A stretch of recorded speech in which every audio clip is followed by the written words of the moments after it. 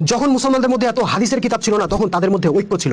যখন মুসলমানদের মধ্যে এত ফিকার কিতাব ছিল না তখন তাদের একজন আমিরুল মুমিনিন ছিল। যখন মুসলমানদের মধ্যে এত তাফসির গ্রন্থ ছিল না তখন তাদের জাতীয় জীবনে আল্লাহর দ্বীন প্রতিষ্ঠিত ছিল। যখন মুসলমানদের মধ্যে এত আলেম ওলামা পীর শায়েখ রহিমাহুল্লাহ হাফিজাহুল্লাহ ছিল না তখন তাদের মধ্যে জেহাদের চেতনা ছিল। যখন মুসলমানদের মধ্যে এত তাফসির মাহফিল ছিল না তখন ইসলাম সম্পর্কে জনগণের ভালো জ্ঞান ছিল।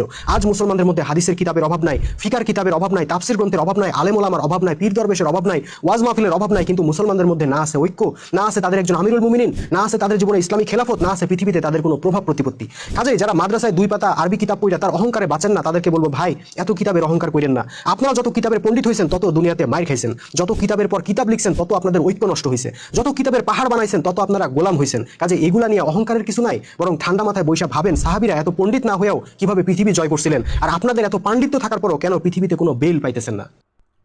ভাইয়ের প্রতিটি কথাই সত্যি। আর মুসলিমরা ঐক্য না হওয়ার কারণেই যেখানে যাচ্ছে সেখানে নির্যাতিত হচ্ছে। আল্লাহ আমাদের সবাইকে বোঝার তৌফিক দান করুক। ভিডিওটি বেশি করে শেয়ার করে দেন।